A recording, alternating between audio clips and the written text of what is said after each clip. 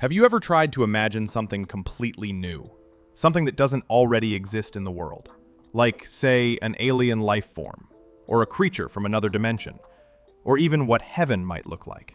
And then realized, every single thing you picture somehow looks like something you've already seen somewhere.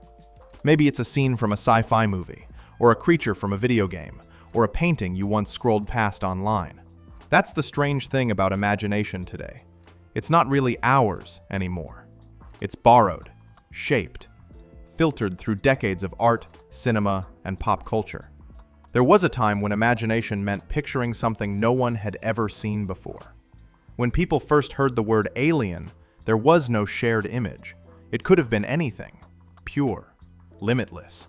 But now, the second we hear alien, our mind instantly goes to that classic, big-headed, black-eyed creature we've seen in hundreds of movies. We don't even question it. That image is the alien in our mind. And the same thing goes for almost everything. Monsters, dinosaurs, ghosts, even future technology. Our imagination is shaped by what's already been imagined for us. I think cinema, in a way, has both expanded and limited our imagination. It's given us the power to visualize anything. Worlds, creatures, emotions we could have never pictured before. But it's also quietly placed boundaries around what we can imagine. Because once you've seen something visualized on screen, it becomes the reference point. And now, anytime you try to think of something new, your mind keeps looping back to that reference. Like, imagine describing a dragon to someone today. Almost every person would think of something that looks like the dragons from Game of Thrones or How to Train Your Dragon. Before those existed, dragons looked completely different across cultures. Some were snake-like, others were feathered or divine. Now, we all see the same thing. And that sameness kind of kills the mystery. It's like our collective imagination has become a shared library that everyone's borrowing from. A library filled with every creature design, every futuristic cityscape, every visual metaphor ever created. And because it's all there, it's hard to create something outside of it. Even if you try, your brain naturally searches through all those references for something familiar. And honestly, it's not even our fault. We're surrounded by art. Movies, shows, games, AI-generated images, social media, advertisements, constantly feeding us visuals. We don't even realize how much it shapes the way we imagine things. We're trained to think visually through someone else's lens. But what's even more fascinating is that this isn't necessarily a bad thing. Because the fact that we share so many visual references, it connects us. We can describe an idea using the same vocabulary of images.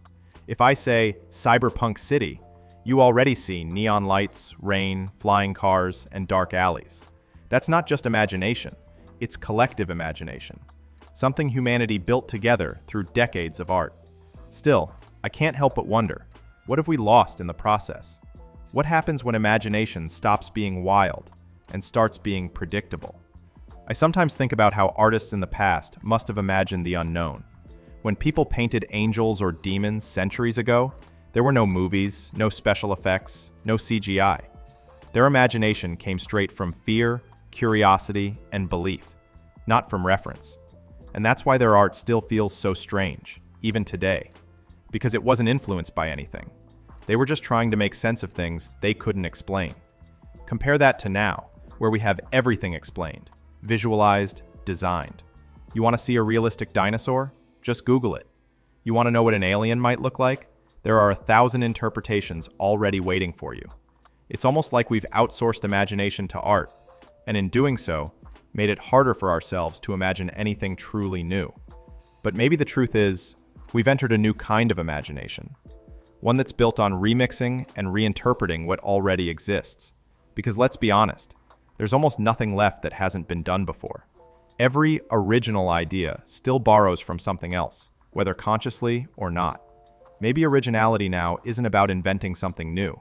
It's about combining familiar things in a way that feels fresh again. And maybe that's okay. Because even if art limits our imagination in one way, it expands it in another. It gives form to our collective dreams and fears, so others can build upon them. But I do think about the next generation. Kids growing up surrounded by AI-generated art, deepfakes, and endless visual content.